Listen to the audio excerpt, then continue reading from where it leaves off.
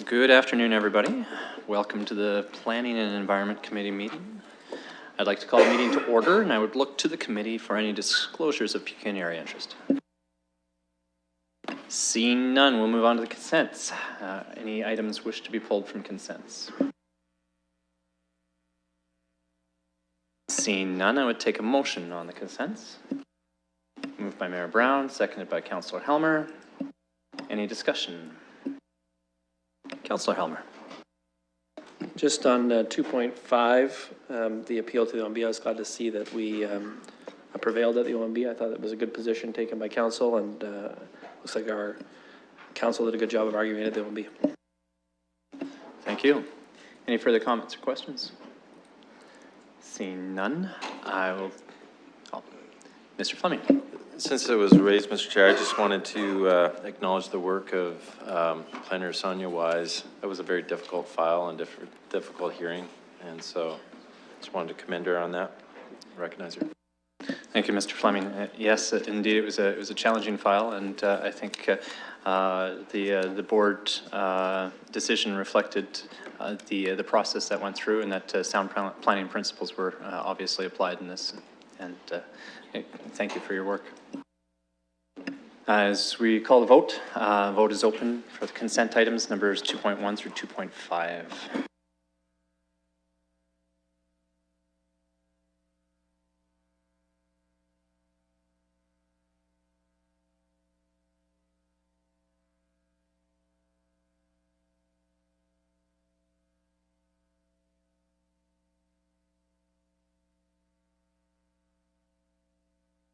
Councillor Hopkins, would like to vote manually.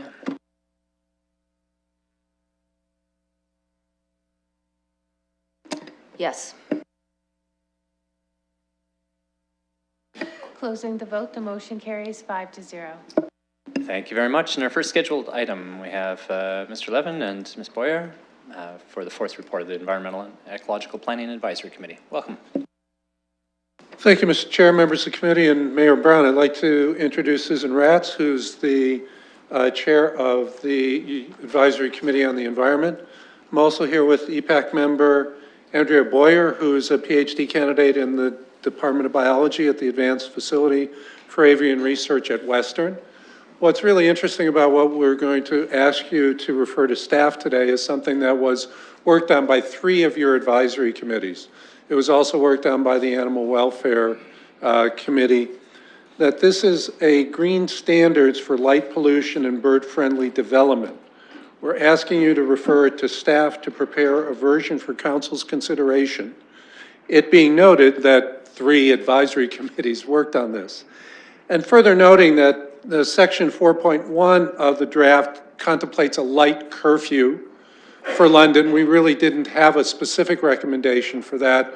We leave that for staff to consider. This is specific to 4.2 in the report from EPAC. So it's coming from EPAC, albeit it is coming from all of the advisory committees, and asking you to refer to staff. Had a very brief discussion with Mr. Yeoman, and that is something that his staff is looking forward to working on. Before you consider this recommendation and the rest of our report, I'd like to show you a very short 3-minute and 22-second video about Toronto's program that's been in place for a number of years. And this is kind of the direction that we're looking for London to go. Interestingly enough, this is a BBC video.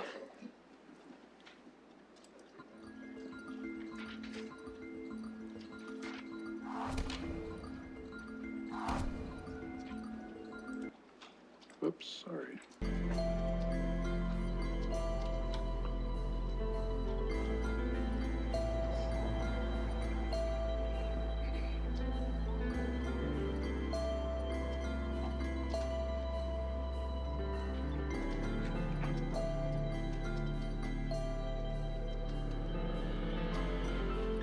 A northern oriole or Baltimore oriole. Just again, I'm going to slow up the northern flicker.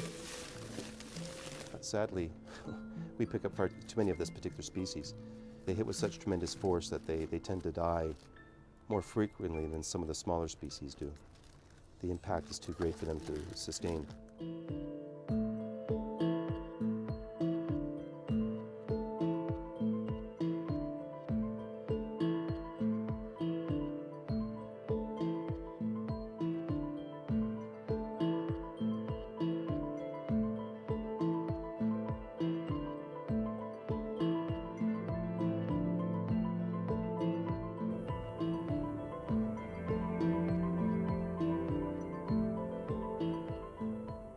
quite frankly, it's an issue that is, it really isn't difficult to fix.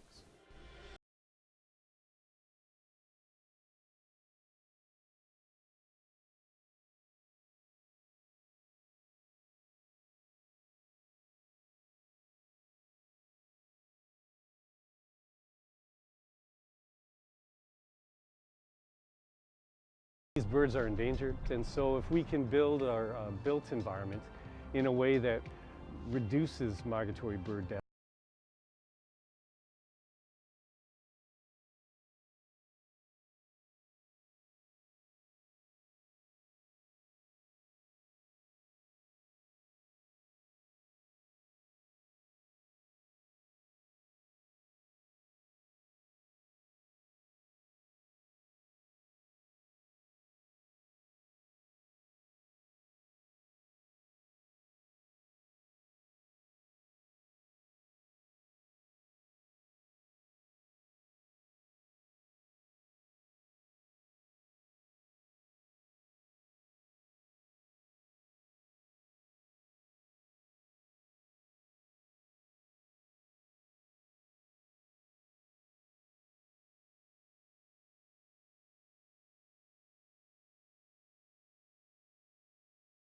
So at this particular site, we were finding an average of 100 birds a year.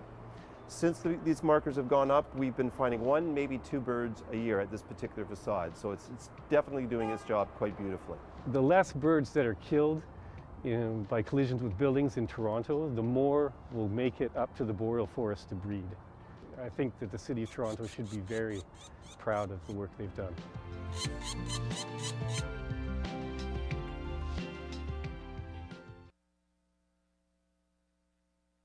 Our recommendation, the rest of the report is before you for your consideration. Be happy to answer any questions. Thank you, Mr. Levin. Any questions for Mr. Levin?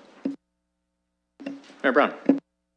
I just think it's very interesting to see some of the comments about the design of the buildings that, you know, are more bird friendly. Sometimes in the past, during debates that I've experienced over the past 7 or 8 years, you know, people around our horseshoe will challenge developers to have more glass, to look more like Toronto. And we're hearing from this video that that can have an unintended consequence. And so that's very interesting, and I'll be happy to support this referral and see where we go from here. Councillor Hopkins. Thank you, and thank you very much for the report. I think it's an important conversation, and glad to see this coming forward through the different committees, and we'll be supporting the referral back. I do have a quick question. Having worked in the industry for many, many years, I know we all have windows and we all have encountered birds flying into them, and the importance of not having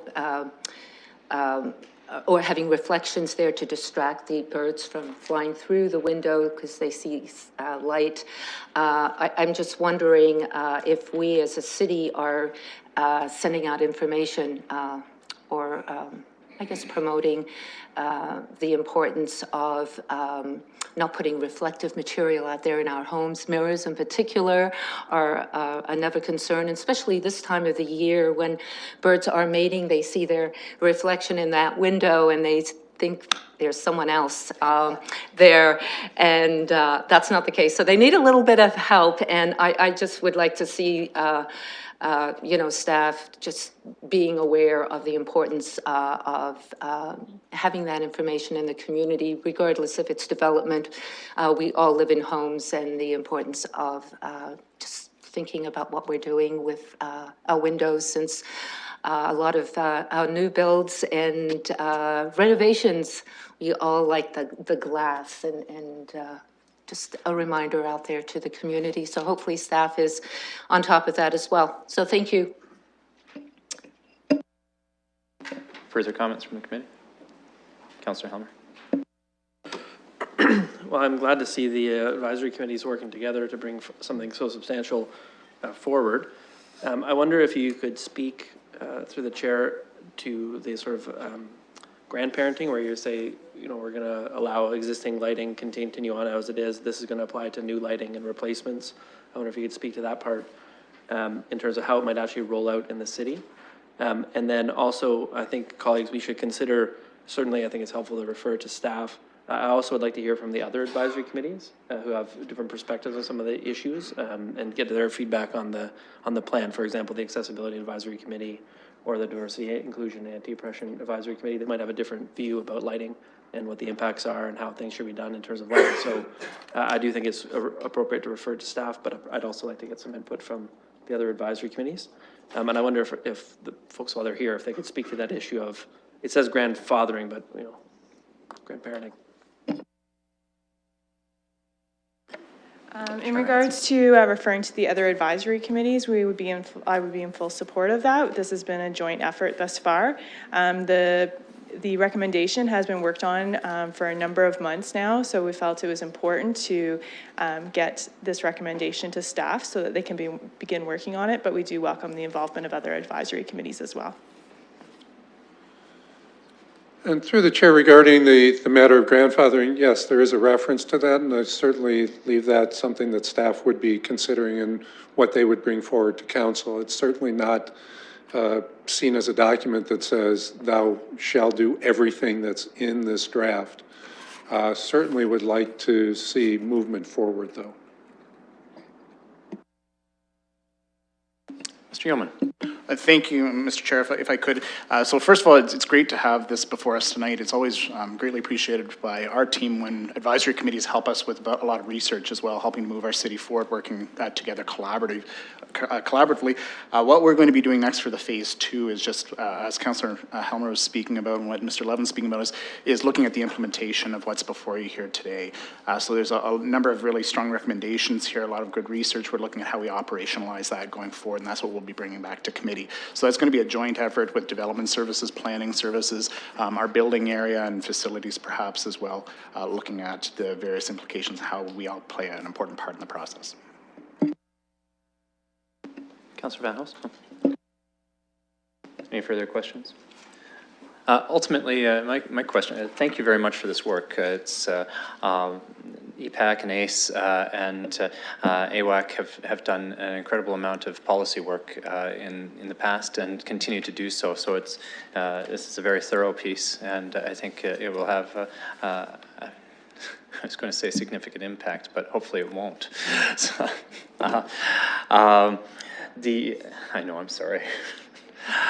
The question ultimately that we need to do in terms of process is to figure out, one is a referral over to staff. I understand, Ms. Ratz, that it's still due at your committee for ratification to come forward. Is it okay if we push this forward to staff for review? If there's additional comments that would come from your committee, that they could be added to that after the fact? So yes, it's we have approved it at our last meeting. It is on our agenda tomorrow because we want to provide feedback from tonight's meeting to the rest of the committee on what happened at this meeting. So we would love to see it move forward. Perfect, that's helpful. I'd hate to hold it up if it's all been ratified at your committee, so that's helpful. So I think we've got a recommendation is to refer that to staff. And we've got a secondary recommendation from Councillor Helmer to also refer to pertinent or all advisory committees. My preference would be all. Then to refer to all the advisory committees, seconded by Mayor Brown. Any further discussion to that? So ultimately, I'm using ultimately a lot today. We've got a motion on the floor, staff recommendation, receive the report, and refer this group to staff along with all advisory committees. And we'll pull that up for a vote now.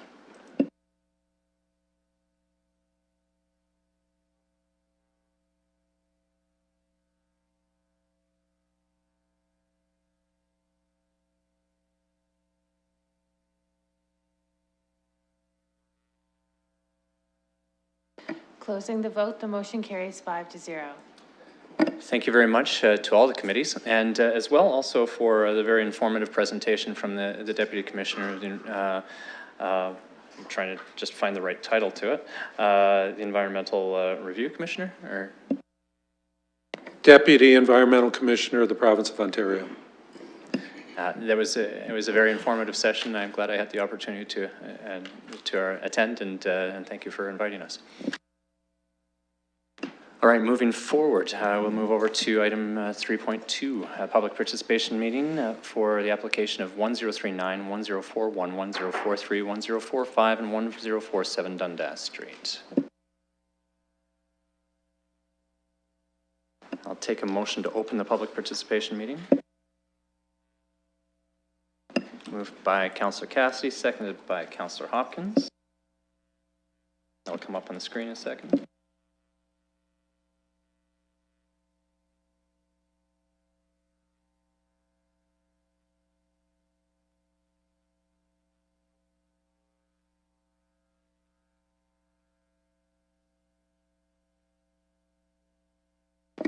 Closing the vote, the motion carries 5-0. Thank you very much, and welcome, Mr. Corby. All right, thank you, Mr. Chair. As you mentioned, the subject site's on Dundas Street. The site is situated between the Western Fairgrounds and the former Kellogg's factory. You can see the fairgrounds to our west and the Kellogg's factory to the east. This area is currently in transition from these previous light industrial areas, which also include the McCormick's lands to the east. The future land use direction for this area envisions more commercial and residential uses for these lands. Here's an aerial photo of the site to get a better context of the surrounding area. Again, you can see kind of the large spans that the Western Fair takes up and Kellogg's area, and kind of leaves this property isolated on its own. Previously, there was 5 single detached dwellings on the property, which were demoed in 2008 and 9, and it's remained vacant ever since. To the north, you can see a small low-density cluster, and then to the south, there's more commercial and low-density residential uses. Or sorry, I reversed that, south-north, but. So the requested amendment would permit a new 5-story apartment building. This will contain 41 one-bedroom residential units with a total density of 205 units per hectare, and they're seeking a maximum height of 18 meters. Other zoning provisions, such as first-floor residential units and a minimum parking requirement of 22 spaces, also been requested. The proposed zone will be implemented through a bonus zone. And also to note, the applicant will be applying for affordable housing funds in the future through this application.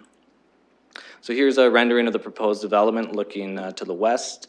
And then again to the east, you can see there's a laneway under the building to the rear of the property where parking will be provided. Staff's recommending approval of the requested zoning. We feel it's consistent with the PPS, the official plan, and the future rapid transit corridor place type of the London plan. It's going to redevelop an underutilized site. It encourages an appropriate form of development, provides intensification along a rapid transit corridor, and it provides a use that's compatible within the surrounding area. Some key issues through the process. The first issue was the request for residential use on the main floor. So the subject site is located just outside of a specific area policy called the Area of Transition and Redevelopment. These policies acknowledge that large gaps currently exist in this area and in the commercial streetscape. Given the length of the entire corridor, this area is currently not considered a viable part of the continuous pedestrian commercial streetscape that you see further to the west in the main heart of the Old East Village. As such, alternative forms of development like this proposed apartment would be deemed appropriate at this location or within that corridor. This block of land is also located in isolation of other residential and commercial clusters of the corridor. It would be difficult for this section of the corridor to function on its own as a commercial pocket. With the current focus of policies directing commercial uses to the main portion of the Old East Corridor, staff feels there's no reason to require commercial space within this development. However, it should be noted that in the future, if the development wanted to convert to commercial space on the main floor, the policies are in place to allow that. Second key issue was the design and form, also going through the bonusing. It's an important aspect of the bonus zone. Staff feel the proposed design meets the objectives of the Main Street Commercial Corridor and other relevant design policies.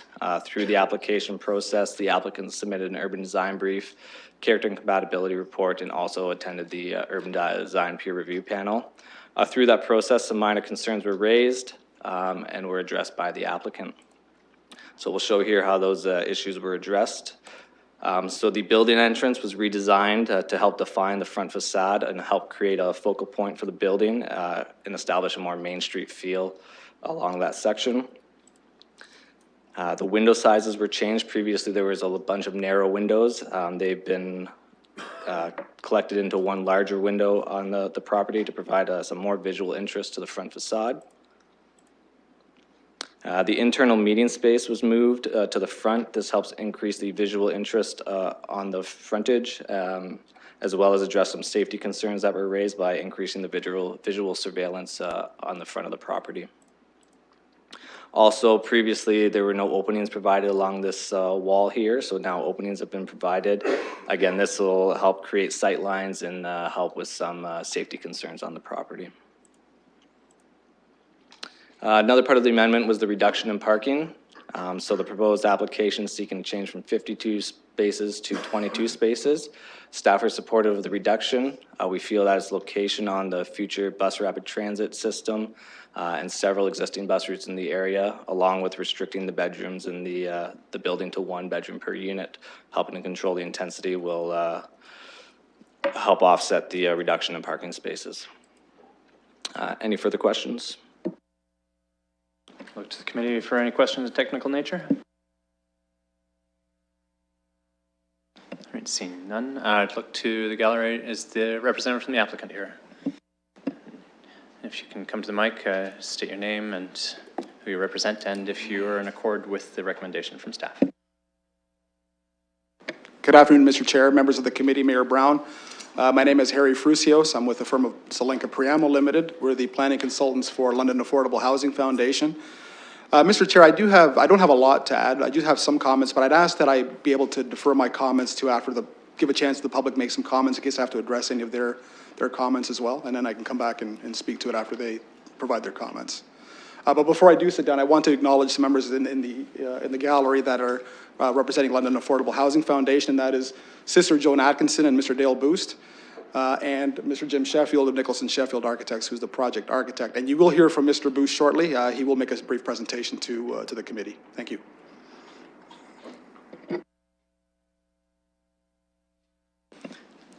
Thank you. I'd look to members of any questions for the applicant at this point? I don't think so. Look to the community. So we've got a couple mics if you'd like to come forward and present. Please come on up. So members of the public are encouraged to speak up to 5 minutes. We just need your name and address. If you're not comfortable with that, the clerk can come up and get that from you afterwards. Hi, my name is Stephanie Pignuolo. I am a resident on Lorne Ave. I'm not going to give the address. I guess I just want to know a little bit more information about this building. That area in particular, I know people, small business owners, they are really trying to revitalize that area. I have read that the building at 8112 Dundas Street, is this also a building that is funded by the same organization? The man that was just speaking. So what we can do is you can take a list of questions. We'll go through everyone that has anything to say, and then we'll try and get the questions answered at the end of that. So the building at 8112 Dundas Street, currently, my question is, what is the current occupancy of that building right now? It looks pretty desolate to me. And I'm wondering if this is really the best area for another low-income apartment-style building to be built. I mean, we have, a lot of small business owners trying to build their businesses there. We have the Kellogg's factory being revitalized as well. I think just from the talks of people in my community, they are just concerned that this is maybe not the best use of space. And I know other people were wondering if there's going to be any other public meetings held at a time where it's not, people are still at work and businesses are still operating, the small business owners in particular. So if there was going to be a meeting at Boyle Community Center, that would be another question for me as well. Thank you very much. So we'll try and get those questions answered at the end of the deputations. Any further speakers? We've got a couple microphones. Come on up. Welcome. Hello, everybody. My name's Jen Pastorius. I manage the Oldies Village BIA. First, I'd just like to say thank you to City of London planning staff, particularly Michael Tomazinsic and Michael Corby for their work, as well as I'd also like to thank the London Affordable Housing Foundation for their ongoing dialogue. We've been in conversation since the earliest days of this project, and the BIA is happy to continue to provide local context and perspective. And finally, thanks to the ongoing collaboration with the Housing Development Corporation with this and other projects. We're pleased to work with them. Oldies Village was the earliest adopter of affordable housing, embracing the pilot convert to rent program in 2003. We currently have over 370 units, both affordable and geared to income, in and around adjacent to our community improvement plan area on Dundas Street between Adelaide and Charlotte. We're pleased to support balanced and contextualized affordable housing in Oldies Village. The report submitted, which we submitted earlier, contains concerns voiced. However, I'm happy to be here to support the changes that have been made to the plans as a response to feedback. First, regarding commercial on the first floor. The 2005 Oldies Village Community Improvement Plan area identified the east of the corridor as area of transition, which was also mentioned by Mr. Corby. Both the Planner's Action Team report and the following community improvement plan were instrumental in the success of the area revitalization, previous and ongoing, but they were also a moment in time. The CIP states it is envisioned that this area, the area of transition, will not serve as an extension for the pedestrian-oriented commercial corridor. It appears that both the PACT report and the community improvement plan were so well thought out, written, and executed that we have surpassed the expectations, and that it is now actually a thriving commercial and pedestrian corridor, with both long-standing and new businesses creating an anchor at the east end of Oldies Village. This is why it was strongly suggested in the comments that more commercial spaces would be welcomed and likely utilized in this particular development. It is reasonable to understand why staff utilize the CIP policy, of course, to inform the recommendation. However, I would love to provide the opportunity to meet with staff to update the policy to reflect what is happening on the corridor at this time and the new utilized and emerging areas that are happening. That being said, the developer is not able to commit to commercial units on the main floor at this time. However, the BI was pleased to learn that the project will retain its commercial zoning, that there will be no built form barriers to converting the main floor apartments into commercial, and that in the future, the London Housing Development Corporation has committed to a mechanism in the agreement which will allow for conversion if requested. If market demands more retail space in the future, the London Affordable Housing Foundation will have everything in place to create commercial space in their building. Another important theme was building design. The majority of concerns regarding building design focused on windows, the main entrance, and driveways. The majority of concerns which we provided have been addressed in the renderings, as you see tonight, which is really fantastic, and we're thrilled with the design changes. Last, understanding the context of any new development is key, especially if the developer is not a resident of the area.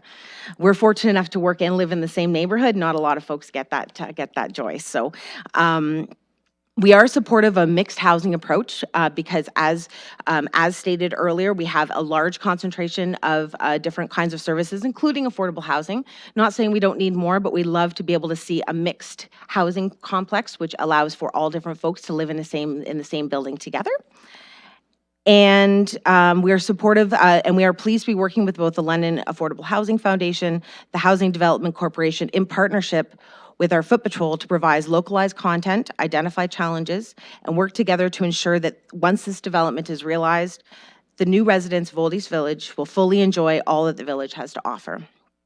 The BIA is pleased to provide these comments and look forward to working with London Affordable Housing Foundation as the project develops. Thank you.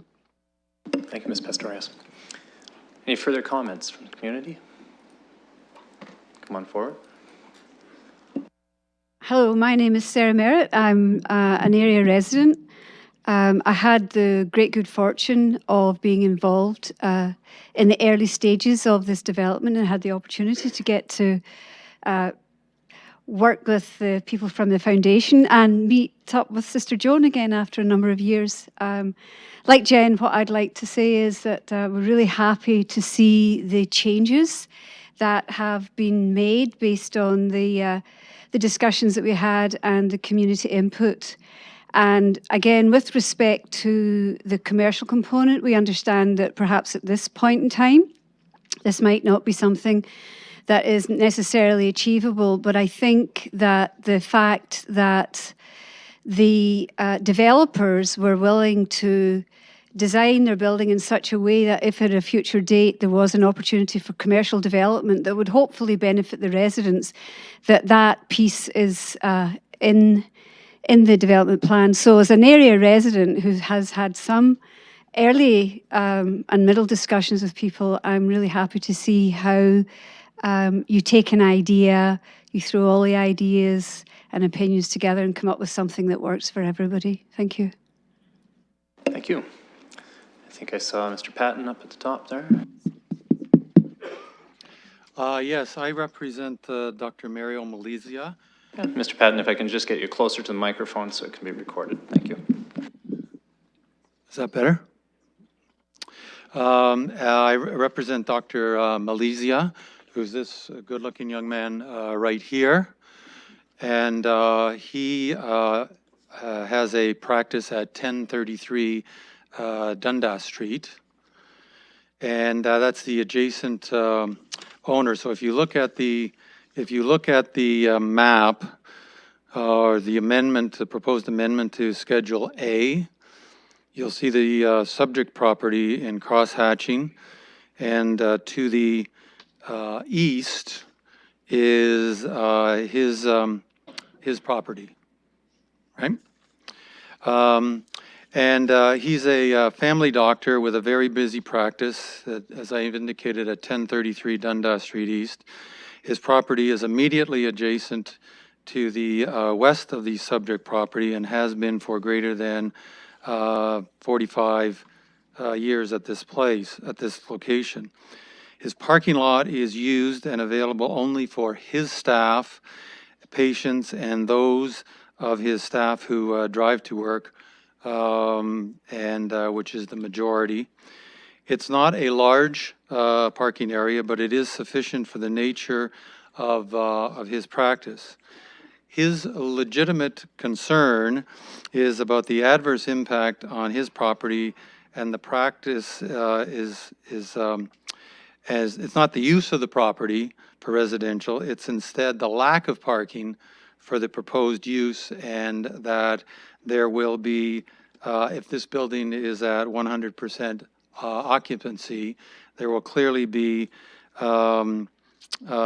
impact from parking. With the 41 dwelling units as proposed, if there's 41 persons, one person per unit, then that's a significant number of parking that could be affecting his property for his parking purposes. If there is an average of 2 persons per unit, that's 82 persons living on the property. And even as a middle ground with 61 persons residing in this facility, well, that's 101.5 persons per unit. And so the problem is that there's going to be an adverse impact on the parking for his clients and his employees. And in an effort to try to lessen this, the staff has written that there are 3 bus routes that serve this property: the number 2 Dundas, the number 7 Wavell, and the number 20 Cherry Hill, which Cherry Hill, of course, it's named for the complex out west, but it does operate on Quebec. But that's really of no assistance to him in the effective use or proper use of his property. The parking study further referenced a similar affording housing development owned by the appellant which had a ratio of as low as 0.36 parking spaces per unit, and therefore the recommendation of 22 parking spaces. And this is simply not going to be the reality on the ground. Without any acknowledgement or comment or analysis, there will be friends, relatives, guests, visitors driving to the site, and they will be using those parking spaces owned by my client. It's inevitable that my client is and will be properly and legitimately concerned about his valuable parking spaces to be used by visitors to the apartment. So there are no other options for my client other than to take proactive measures for the use of his parking spaces by his employees and patients, and that is to post no parking signs unless you're a patient of Dr. Malizia, and or provide parking cards for his patients to put on the dashboard. Or the really aggressive approach is to contact a towing company to tow unauthorized motor vehicles. This is simply the options that are available to him to protect his interests.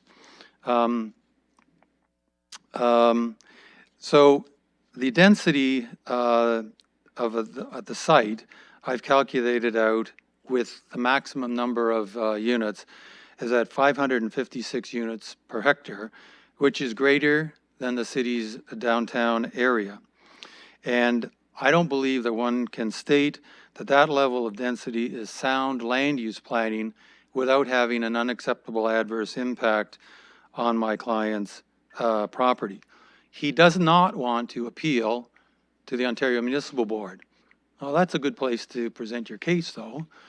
He does not want to deal with the replacement for the OMB, the Local Appeals Tribunal, and he does not want to implement a new office protocol of using windshield parking cards that say this is parking for his patients, his staff, all other vehicles will be towed.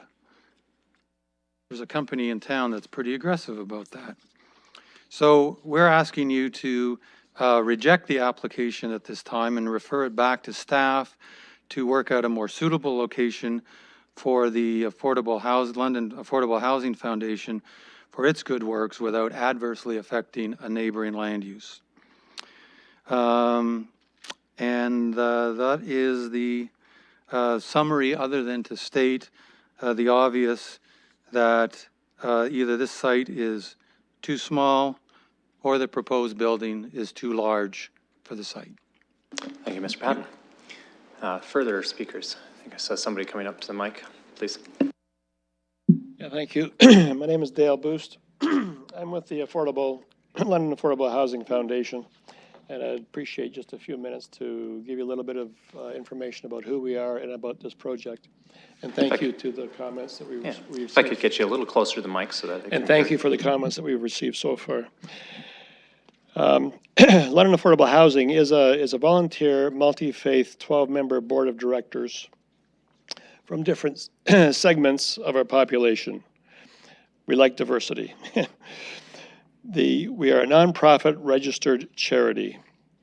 Early on in our history, in the early 2000s, three sisters from the Sisters of St. Joseph's Community, Sister Margot Ritchie, Sister Sue Wilson, and Sister Joan Atkinson, received a bequest to see what they could do, how they could help address poverty in the City of London. The result of their search into that idea was they felt the best way that they could do this was with affordable housing in the City of London. Early on in the formation of the board, Susan Eagle from the Council of City of London here was on our board for a number of years. And today, Sister Joan from the original founding of the board is our chairman here today.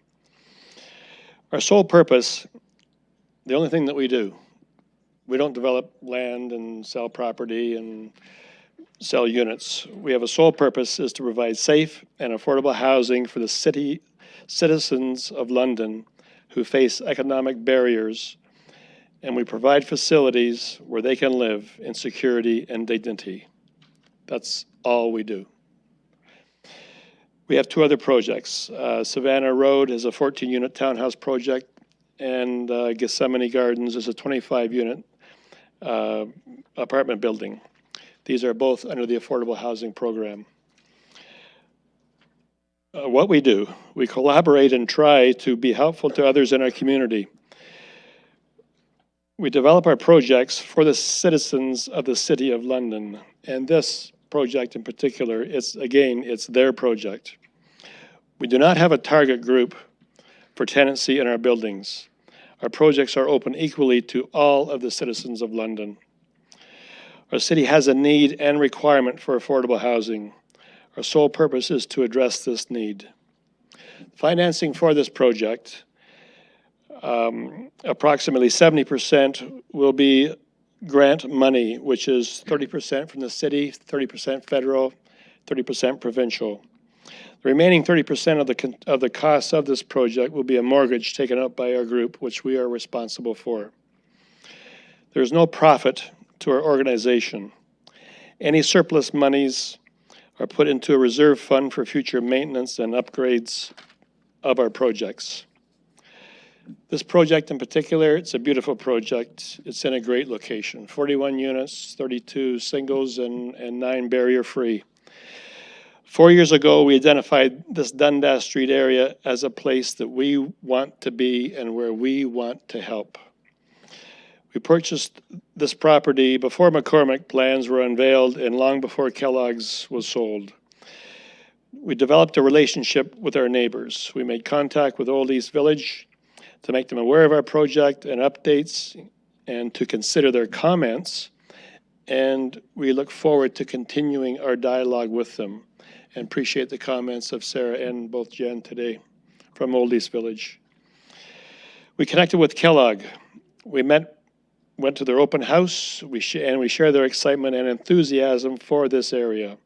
Our next door neighbor, Canadian Corps Legion, is most accommodating, and we had a 31st of January open house to the community. And they were most interested in providing their facilities to make it a community event. We have an ongoing communication with our neighbor, Dr. Mario Malizzi, who we just heard from on our other side, and we're trying to understand and to address the concerns he has with parking. We don't agree with the comments, but we want to listen. We want to do our best. We've engaged with a great team who has done an excellent job to work with us to bring our project to this stage.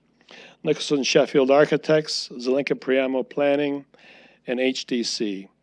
Housing Development Corporation here in London, who oversees the Affordable Housing Program, has been very helpful in the progress of our project, as it would fit into the Affordable Housing Program. After occupancy, people will pass this facility and think, what a great building and in a perfect community location. And it will be visually anonymous to its development under the Affordable Housing Program. This is a project for the city. It's not about us. It's for our citizens, and it's for our service to our community. Thank you. Thank you. Look for any further speakers. Please. Hello, my name is Frank Felice. I'm a resident of the Old East Village, and I just want to support this particular project. I think that in Old East Village, over the last 20 years or so, when we've been working on our revitalization, we've always been proud of the fact that we did so in a collaborative fashion and with the intention of including everyone in our village. What was nice about this project, what was good about it, is that I believe that this kind of project should be as beautiful as possible. And I think that our feedback in terms of how the building looks, a lot of it has been incorporated, and they come up with a design that, based on this, what I see here, looks very nice. I think it'll add to the streetscape. It'll add value to people that live there, and I think it's a good addition to, it's not quite an oldies village, but it's close enough. Thank you. Thank you, Mr. Felice. Any further comments? Come on down. Dennis Meekin, 1247 Huron. I'm all for it because there's a building, an apartment building on Waterloo Street. It looks like an affluent building. It's got self-contained parking. It fits the neighborhood. It's a densely populated area. I'm all for it, and I think city councilors have bigger fish to fry than worrying about something in Old East, to tell you the truth. But I'm actually all for it. Thank you. Thank you, Mr. Meekin. Further comments? I'll call again. No. Mr. Frusius, welcome. Thank you, Mr. Chair, and thank you to everyone who made comments this evening.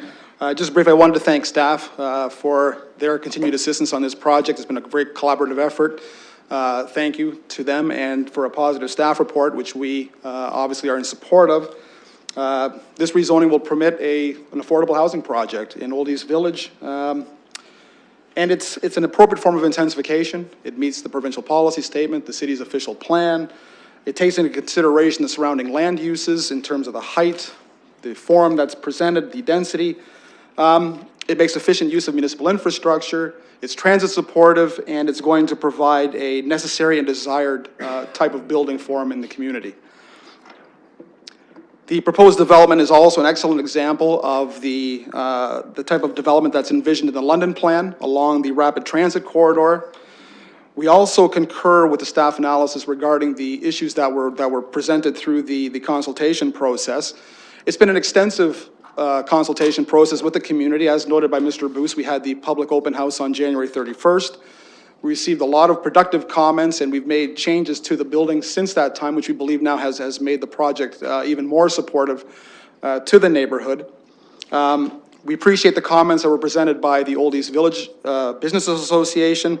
They're an important neighbor. They have a vested interest in this community, and we will look forward to continuing working with them on this project.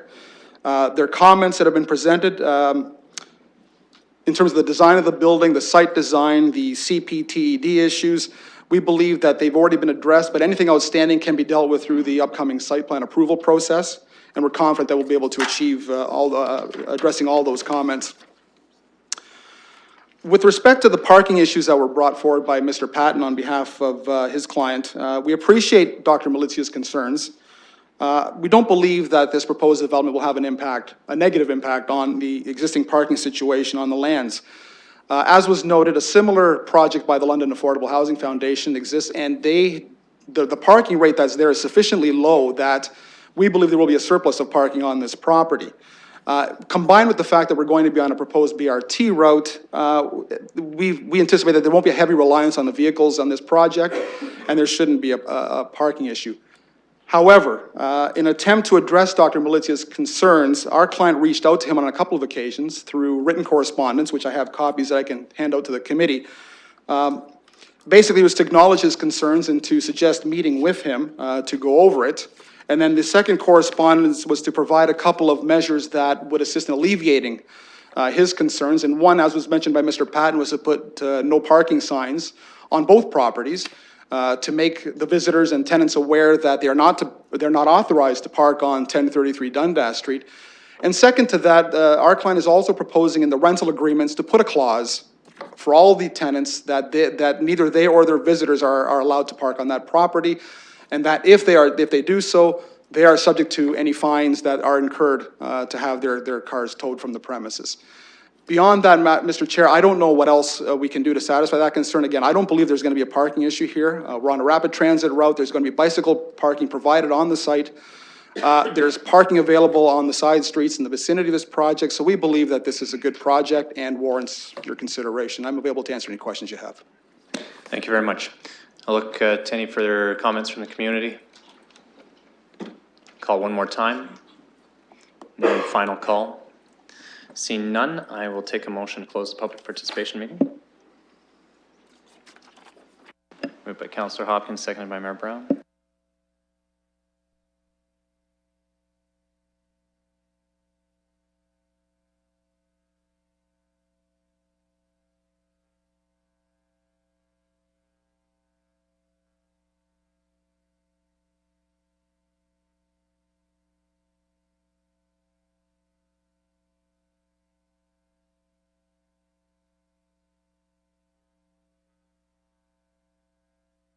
Closing the vote, the motion carries 5-0. Very good, thank you. Before we move to the committee, there were a few questions that were raised from the gallery.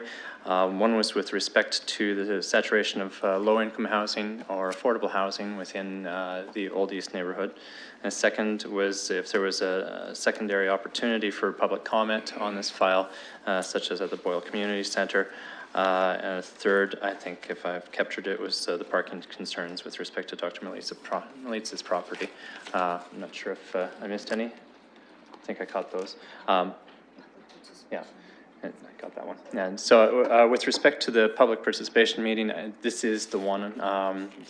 There's not a public site plan requirement at this point in the proposal. One of the challenges, unfortunately, is that committee meetings such as this, sometimes they start at 4 and often go till 10, 11 o'clock at night, and our public participation meetings are based on the agenda when they arrive on it. So we do try to schedule them for the afternoons when people are able to attend, rather than having committee meetings start at the noon or earlier in the daytime. Unfortunately, sometimes it works out this way. For the other two, I will go to staff.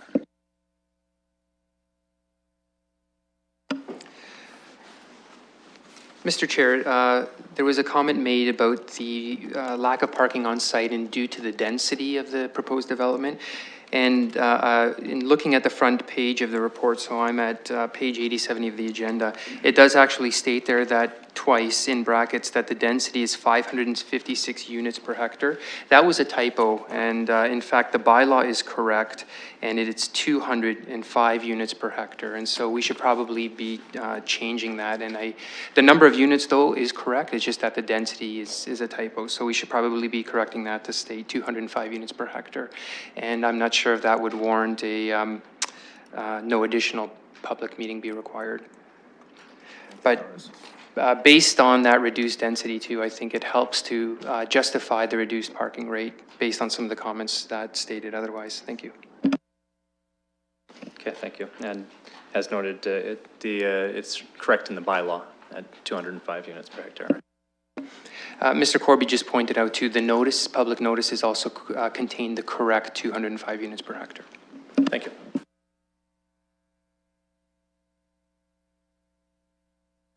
So the other questions that came up, so the parking question, the activity at 812 Dundas, I believe, or another site. I looked at that and it looked like that's a kind of a commercial site, but I'm not sure if there's a housing site nearby. And the question of the need for affordable housing within the area. Mr. Chair, we should probably get some clarification on that 812 Dundas Street, because like you, I looked it up and it was a commercial property. I believe too that question was directed to the applicant just to ask if they were associated with that property at all. So it's probably best that the applicant answer that. Mr. Fresios. Through you, Mr. Chair, no, our client has no interest in that property. Thank you. With regard to the saturation of affordable housing in this part of the city, much like private sector development or any development for that matter, we don't, as planning staff, don't conduct market research to know whether or not there's a market demand for that type of product. We evaluate the appropriateness of the land use at that location and the use intensity and form. And in the review of this application, we felt that this was an appropriate site and location for this form of development. The tenure of the units is certainly up to the applicant, and it's not something that we would support or refuse based on that tenure. Thank you, and I think the applicant also noted that it's more the price point rather than exclusionary or inclusionary. It's building that's inclusive for all who may wish to live there. Okay, so I would look to the committee for any questions or comments. Councillor Helmer.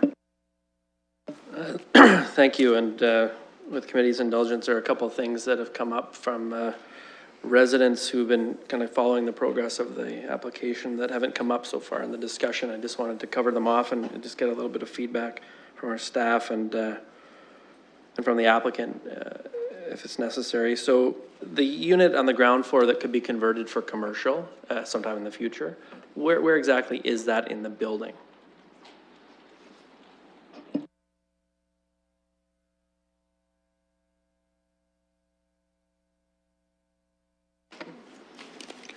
Through Mr. Chair, to answer that, maybe it'd be more appropriate if I can ask Mr. Sheffield, who is the architect, to go through the floor plan. Thank you.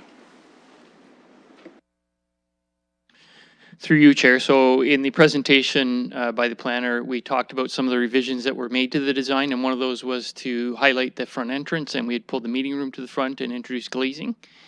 On the opposite side of the entrance is a residential unit that faces Dundas Street that could be converted. So if you kind of imagine a shelled-in space, much like we would have in any commercial development, before it becomes an apartment, it could then be converted back to commercial retail in the future. Thank you. So this is the northeast corner of the building? Correct. Thank you. I had a question. Somebody was concerned when they saw the design about the sort of structural integrity of the wall that's on the western side. So the part that looks like, I think it's pillars, actually. I don't know that it's a full wall, but that it's holding up a lot of the building. And I just wonder if somebody could respond to that. I'm sure it's fine, but I would like somebody who's actually got training to respond to it. It will be fine. One of the concerns through SEPTED or community protection through environmental design was that that was originally a solid wall. We were asked to put openings in it, but when we do get into the detailed design and structural requirements, there will be a structural engineer involved, and it will be designed to carry the loads of the stories above. Thank you very much. There were some concerns from folks around fencing of the property. The existing fencing around the property is not the greatest, and I wonder if you could speak to that. I know it's more of a site plan issue, but maybe just stay at the mic, sorry, about fencing and your intentions to replace or do anything with the fencing that's there now. There will be a new wooden fence at the rear and sides of the property, and one of the things that we will be addressing in site plan approvals will be actually pulling that back a bit from the front of the building in order to allow views through and into the space so that we're, again, addressing SEPTED issues. Great, and I know that it's a recommendation coming from our staff, but in terms of the site plan and the buffering at the back with sort of tree planting, is that something that you're open to? Yes, through you, Mr. Chair, yes, that's something we'll be looking at during the site plan stage, yes.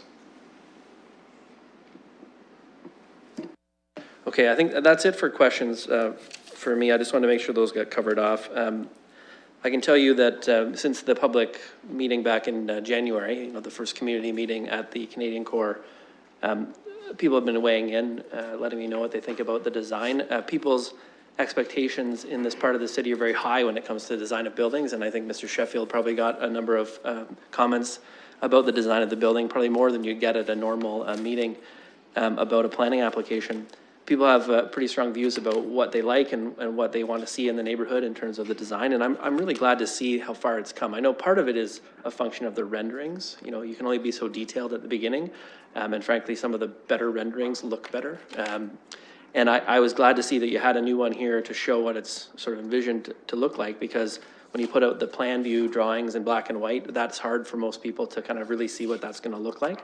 And I think it's come a long way from the initial design, although a lot of the key elements of the design are the same. It's the details and how it gets articulated that I think people react to. And everyone has their own taste, but I think it's come a long way in terms of the design, how it's going to fit on the street. There's a lot of support for the idea of affordable housing in the city generally, and in this area in particular. I went door to door last night just to remind folks who live immediately behind the building that there was an apartment building that had been proposed, and that there was a public meeting about it today, and if they wanted to come out, sort of what they could do to do that. And there's 23 houses on there. I talked to 14 of the people. All of those people were in support of the project.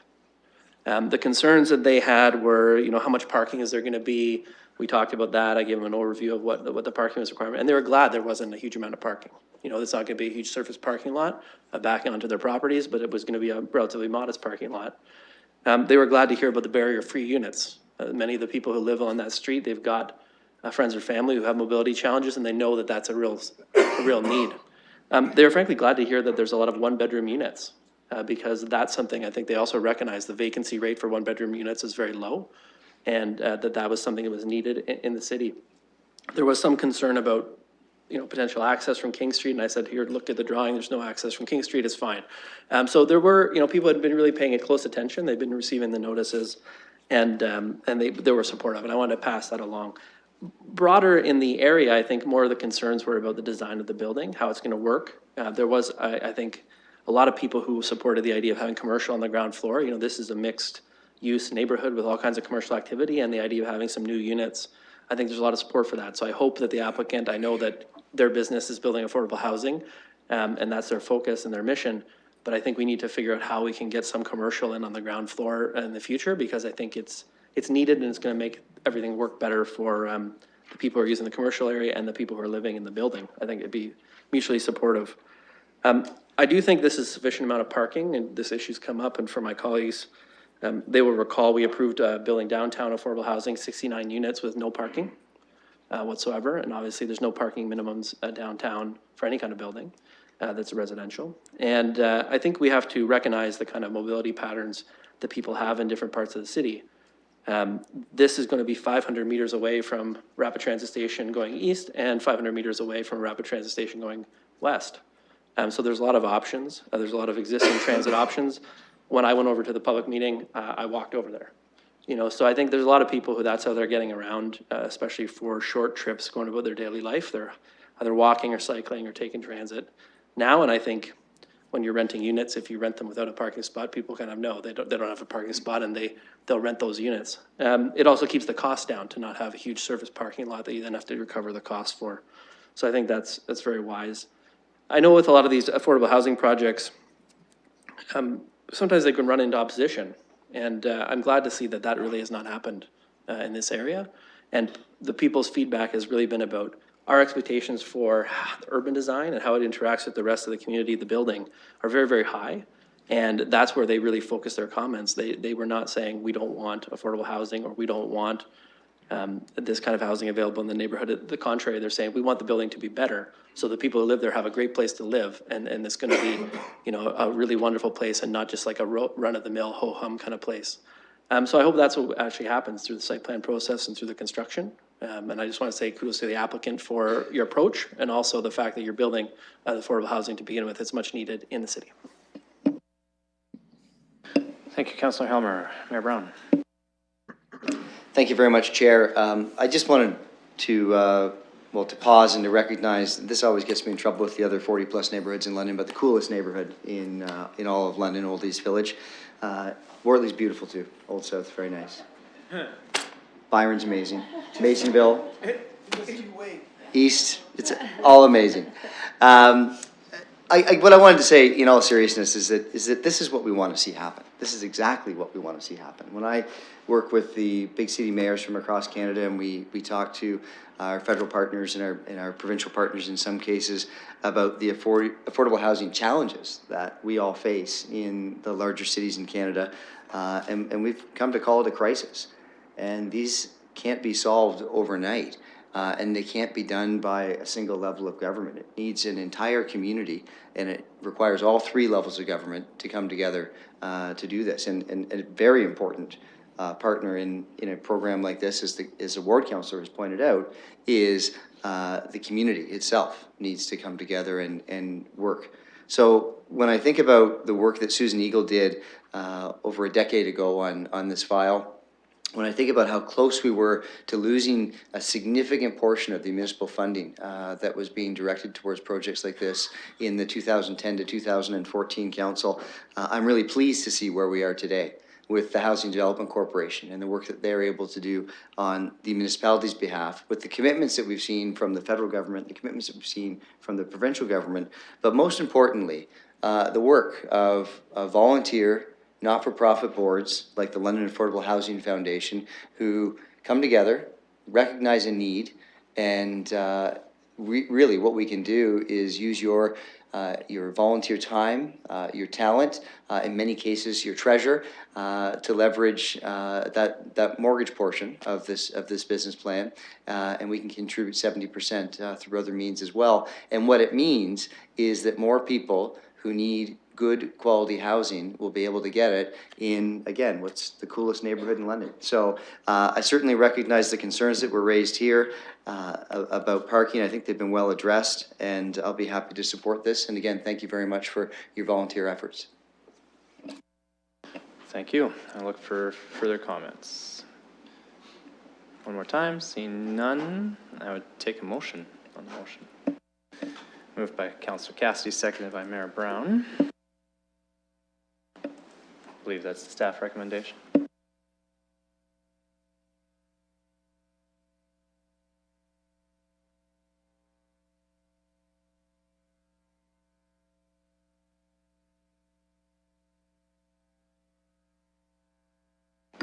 Closing the vote, the motion carries 5-0. Thank you very much. Now we're moving on to item 3.3, the second report of the Agricultural Advisory Committee. Ms. Franke, welcome.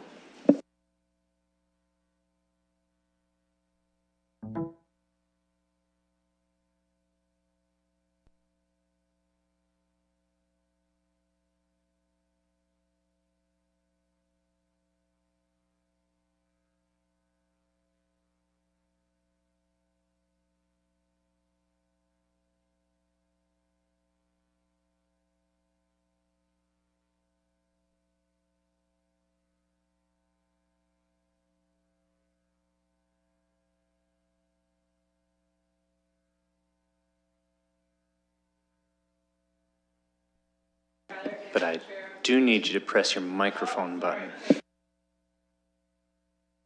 Okay, great. Hi, everybody. My name is Skylar. I'm the chair of the Agriculture Advisory Committee. And we just have a quick recommendation, and the committee sent me to chat a little bit about it and answer any questions.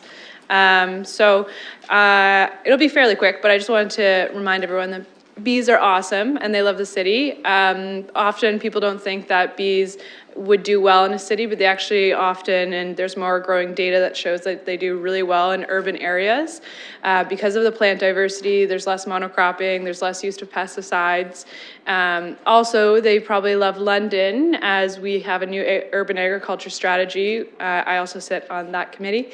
And that's one of the priorities, is to improve pollinator health.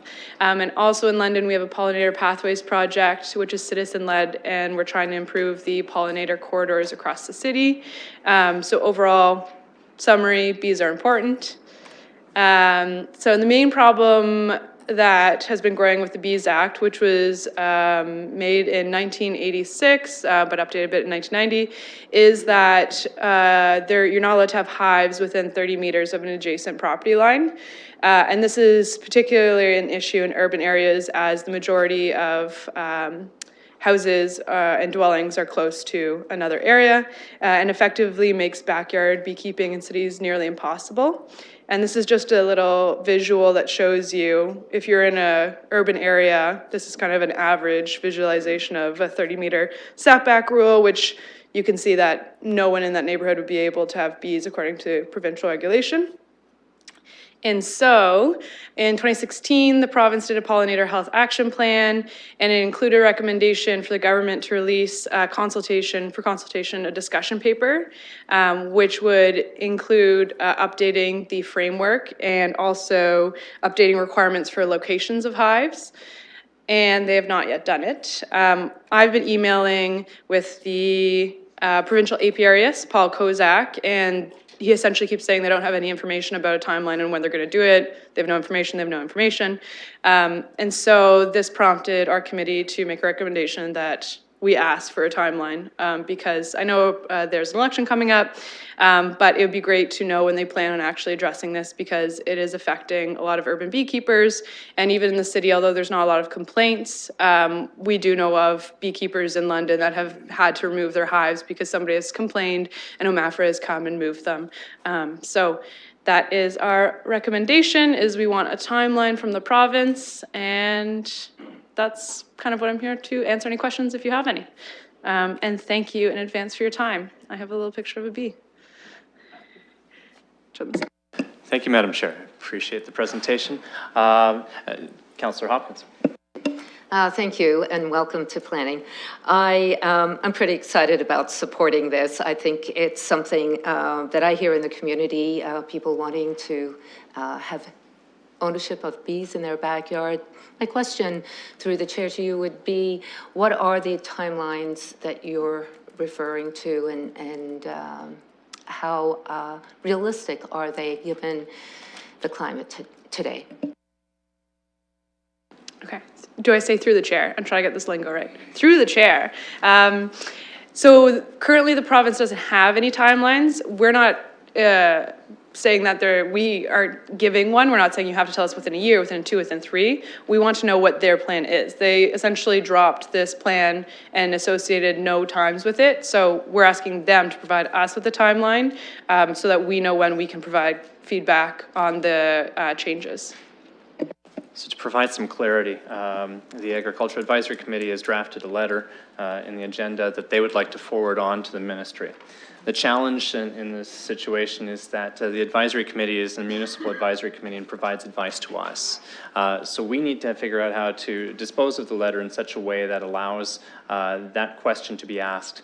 Those questions typically would be asked by council of the ministry. So the letter that's there, we wouldn't be able to forward, but we could make a motion to ask the mayor to make an inquiry on the council's behalf and provide that answer when it returns to us back to the Agricultural Advisory Committee. Would that be acceptable to your committee? I will speak on behalf of them, and I think yes. Mayor Brown.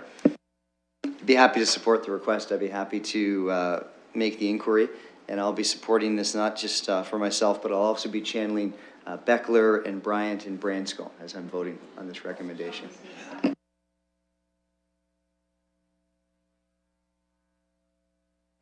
And of course, Barbara. Any further comments or questions? So I guess I would look for a motion to that effect. The motion requesting the mayor to forward a letter to the Ontario Ministry of Agriculture, Food, and something else that OMAFRA stands for, Rural Affairs, requesting the timeline for consultations on the pollinators. So that was moved by, I think, Councillor Hopkins, seconded by Mayor Brown, and the motion will come up in a second.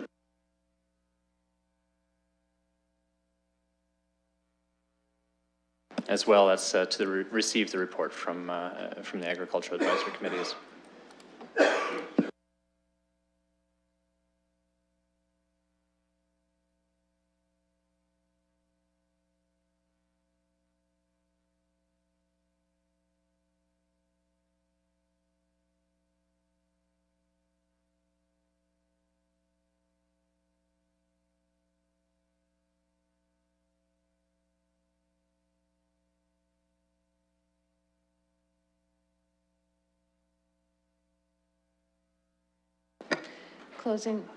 Closing the vote, the motion carries 5-0.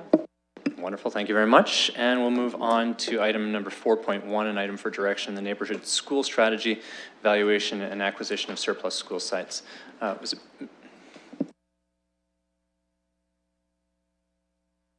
Welcome. Thank you. Through the chair, I'll try and make this brief because I realize I'm last on the agenda. And it's an information report generally. But so as background, the people accommodation reviews are the way the school boards, the process they use to consider consolidations, new school sites, and closures of schools. And they generally look at groupings of 3 or 4 or 5 within a geographic area. And it's to recognize changing demographics, populations, the aging buildings, the aging infrastructure, and changes to the educational needs. So the ministry's mandated that they continually look at their assets, their buildings. So with all that in mind, this is intended not to discuss the city's role within those processes, because the city is a commenting agency and the school boards have taken steps to ensure we meet annually and discuss demographics, and there are steps being taken there, but more what do we do when the sites are actually declared surplus, and how do we acquire them? How do we evaluate them? So one of the main things is the timing of those city evaluations when we do it, the actual municipal needs, and then some of the considerations around how we evaluate them. So previously, the school board would undertake their accommodation reviews of these multiple schools, and then a final recommendation would be made and a site would be identified as available. And then the school boards give notice to us and other public agencies, and then we have a certain time frame, and if we pass on them, then they go out to the public market for sale. And it's at the point when they identify that last final one particular site's available, then the city would do its evaluation and make a recommendation to council. Now, that could be as short as about 180 days. The pupil accommodation review process can take up to 2 years. And what we've been finding is these can be very complex sites with various issues. And they have a range of things we need to evaluate them. So rather than waiting until we have the one final site, what we are proposing in this draft policy is to evaluate all of those schools under review, 3, 4, 5, however many they may be. And then when it's determined by the board, if one of them is to be made surplus, we will then have a staff evaluation, a staff team, and the Housing Development Corporation and other agencies and partners will have something in mind so that we have been able to do a more thorough evaluation and without the time pressure of that 180 days, and then we would still be able to make the recommendation within the school board's time frame. Now, it has to be for an identified municipal need in order for the city to be able to acquire it, affordable housing, a community facility, so parks, rec centers, those sorts of things, or for public parkland. Now, based on our homelessness strategies and the London plan, there are policies that we have around identifying affordable housing first before it's evaluated for other sorts of municipal needs. Some of the key considerations here, this is out of the staff report, is that for those municipal needs, there's the lands and the buildings, and then whether the entire site is required or only a portion of the site. And there's also constraints to its potential development and financial implications. Now, I realize some might be concerned by seeing heritage in the constraints portion, but it's a matter of whether or not it can be adaptively reused and the costs associated with abatements and that sort of thing, and for affordable housing, whether or not the layout of it can be reused and that. There's also the whether or not an official plan policy would fit it within the structure plan as an appropriate location for certain amounts of development. So that's just sort of an overview. So for affordable housing, the kind of range of considerations, whether or not the site's within the urban growth boundary, its capacity for use, consistency with the London plan, within an area of a demonstrated need, and not constrained by built features, significant environmental features. So things like hydro corridors as well as some of those built features. And then proximity to community amenities that are supportive of affordable housing. So schools, transit routes, libraries, daycares, all those kinds of things. And that picture there is from a rendering from the application on Tecumseh Avenue West. Then community facilities, and this is the new one down on Southdale. It's real estate criteria, again, the same kind of thing, whether or not it fits within a citywide or a neighborhood facility that they're looking for, the service delivery components, whether or not it's there's enough of a draw or it would be taking users from existing facilities. Accessibility components, again, a lot of that is the same sort of similar location, access to transportation kinds of things. And this is based on the Parks and Recreation Strategic Master Plan, which is being updated this year. And it's intended to match the 10-year capital plan. So if a site were to become available, it would have to match the locational requirement and the budget for a site that's already identified. And, oh, pardon, what happened there? Sorry. Parkland. So we aren't even in slideshow, sorry. And then parks, so whether it's citywide or neighborhood parks, there are identifications around the population within the existing area, funding available, linkages to other trail systems and connections, and then the location of other nearby parks. For neighborhood parks, it's a 10-minute walk or 800 meters to the next closest facility. And then also ongoing work this year is for a parks acquisition and renewal strategy, which is to recognize infill and intensification related to the London plan. So not all of these parks will be in greenfield locations. So how do we get more parkland within existing built-up areas? So that is still forthcoming, but this is another one of the uses which we would be looking for those closed school sites. And then heritage will be evaluated for all sites. So there are opportunities, and all sites will be evaluated for the significance of the resources. If they are identified to be significant and the entire site is needed and there's an adaptive reuse, the city would require it to meet its needs.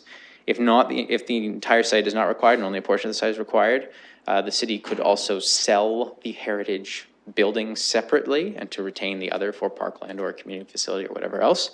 And then if there's no significant resources available, but the entire site isn't required, if there is an interest from an outside party, or the city could at least look to sell with the existing buildings before going through demolitions. So all of them will be evaluated for that. And then, of course, there's the financial planning and budgeting considerations for these sites. So issues like repurposing the buildings, demolitions, clearance, holding costs, the abatement of those designated substances if there's asbestos and that kind of thing, building stabilization if you're retaining the buildings, and then subsurface assessments for archaeology and brownfield and that sort of thing. So that factors would go into what Realty Services would look at as paying for fair market value for the land.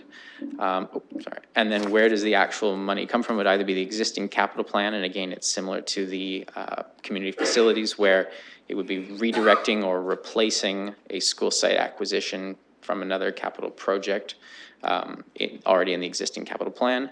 And then the ongoing operating budget, so there'd be an evaluation of maintenance and security and holding costs.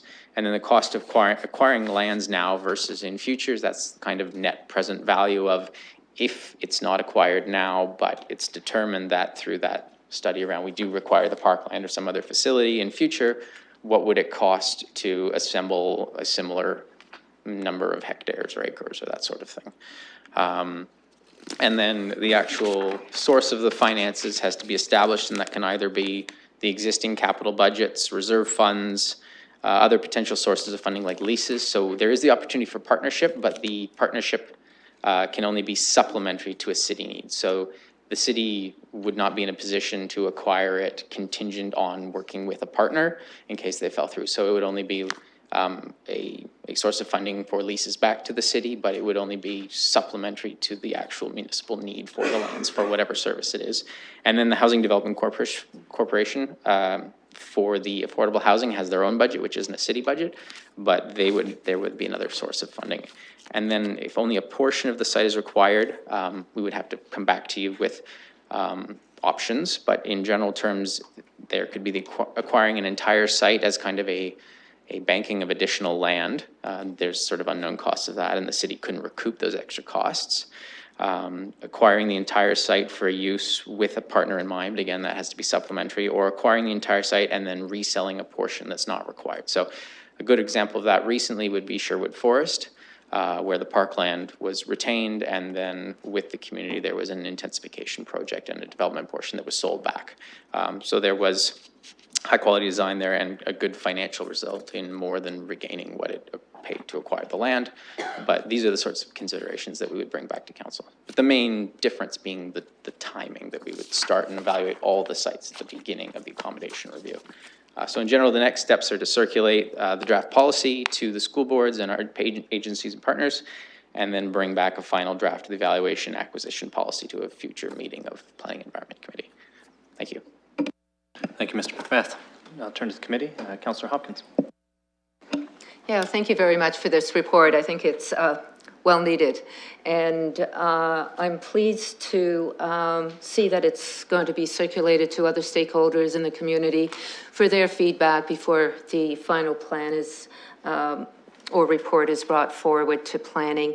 I do have a quick question, though, as it relates to, I guess, the evaluation of the surplus lands that the board owns. Will the city only be evaluating the lands that they're interested in, or is it all surplus land or all surplus sites that become available? Through the chair, the process starts with the school boards. It's not the city's process. So it's a board determines whether or not it wants to undertake what they call a pupil accommodation review. In a pupil accommodation review, they would identify the schools that would be included within that review. And what we're suggesting to you in this process, so that we would be prepared at the end of their process, that we would have evaluated all the sites that are under consideration. It would only be at the end of the board's process where they would say, we were looking at schools A, B, and C, and our recommendation is that we close school B. then we would have already done the evaluation and we would be able to present to you whether or not the city would acquire Site B. Sites A and C would stay in the board's ownership and would stay as operating schools. So if the city made a recommendation to the board to evaluate a site, say, site A, B, and C, and they were only interested in evaluating one site, the other two sites would not be evaluated, and it would be up to the board to dispose of them? No, through the chair, the outcome of the evaluation is that the board would determine whether or not they were going to dispose of any sites. A and C, in my example, would not be surplus. The board would continue to use them. And that's what the result has been through accommodation reviews that have undergone so far, is that there are a number of schools that may be looked at, and at the end of their review, just one or sometimes none are identified for closure. It's only the one that would be identified for closure that we would actually then come back to you with a recommendation. The other ones would not be closing, they would still be operating. Mr. Fleming? And just to summarize that, I think that our process doesn't affect the decisions of the board on which schools they deem surplus. So our process only relates to or reacts to any schools that the board deems to be surplus. Councillor Van Holst. Thank you very much. Through you, Mr. Chair, how onerous is the process of evaluating a school? Obviously, we're going to have to evaluate 3 schools, and we're only going to pick one. So the other choice is to wait, but that puts us in a time crunch. But I suppose I should ask, how expensive is it to evaluate a school? Through the chair, our evaluation would be based on whether or not the school could be appropriately adaptively reused and what the municipal purpose would be. If, for example, the only reason we would be looking at Site C is because it would be as parkland, then the evaluation of the school building itself wouldn't be part of that evaluation. The city's need is for parkland, and it would be on that basis that we would be recommending or not, if Site C was the one identified, to come back to you. So the evaluation of the building would be the evaluation on whether or not it can be adaptively reused for the identified municipal purpose for that particular site. Thank you very much. That's good. So we'll streamline that as much as possible. Good.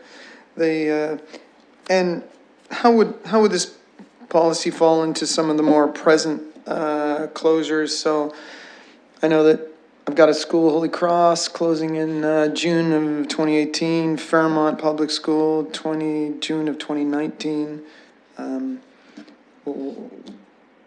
How soon would we have to start evaluations of those schools if that hasn't been done already? Through the chair, those schools, we've already looked at them and we've been through them. We're going to take another run through this lens, but again, their process has already undergone, so we know where they are. So now it's just a matter of evaluating the one site that may or may not be available. Okay, thank you. And we talk about parkland, affordable housing, and community facilities. There's quite a bit of talk about community hubs, and where do you see those fitting in? Are we going to move towards that kind of a model? I don't know we have one yet, or I don't think we've taken a school and done something like that with it. But where is staff in terms of that idea? Through the chair, the community hub model is a completely different model. It's one that actually looks at other community uses as part of an active school. It's not part of a closed school. The community hub model is run on other facilities or uses that would operate with a functioning school. That's the community hub model. So this is looking at a school that would no longer function. And so the community hub model is not something that would be assessed through this evaluation. Okay, thanks for that clarification. I just wanted to point out that one of the challenges we've had is it's very easy once a school is determined to be surplus for us to get into a do loop and to be very unfocused and invite the community into a conversation that we can't deliver on. So that's why we're being very focused and saying we want to look at these sites from the perspective of affordable housing, parkland, and community facilities. We'll be laser focused on that as these schools close. And that will be based on a municipal need. If there isn't a municipal need expressed, then there's the opportunity for the school board to dispose of it in many other ways and bring other partners to the table. But this allows us to bring some predictability to what we're doing, how we're handling it, understanding budget implications. All of this has been very difficult for us and for you as a council to deal with, understanding that we're trying to, wherever possible, take advantage of these opportunities when they do arise, but wanting to do it in a managed and responsible way. Councilor Cassidy. Thank you, Mr. Chair, through you to staff. So I like this report as well. I like that we're taking a more proactive approach to these situations. I have a question. So we'll be looking at, the school board will have sort of a cluster of schools that they'll be looking at when they do their PAR work. So could we see each individual site addressing a different need? So one school may or may not be ideal for a park because it may be geographically closer to a park than the others in the study. So we'll have, of the 5 schools, this could be good for this, and this, is that, and so I'm seeing nods, so I'll take that as a yes, so that's great. Unless Mr. Barrett wants to add something. No, through the chair, that's exactly what the process is. We would look at each of the sites. If they meet one of those, one site might be great for this, and if that's not what the board ends up declaring surplus, well then we know we didn't need it for that purpose. Thank you. So another question. I know over the years that the ministry has identified a number of problems with how they've dealt with school closings in the past, and I think trying to address some of those problems, especially the idea of hollowing out a neighborhood by getting rid of schools. I'm wondering if through this system that staff are talking about, this evaluation process, if we could see a point in the future where, because this has come up, I know at the provincial level, talking about joint ownership. I know there was sort of kind of like a one-off situation in Strathroy where the public school board and the Catholic school board sort of co-occupied a school out there. But people have talked about the idea of joint tenancy or co-tenancy in a school, so they only require half of the building for the students. So I'm looking at through the lens of our family centers. So the school board is building brand new schools in the city, and we are also installing these family centers in these school buildings. One is set to have a grand opening soon. So I wonder if that is something that you might see in the future, if this, through this process, you could identify a possible site where we could have a family center installed in the school, take up some of that surplus space, and yet the school could continue to operate as a school as well.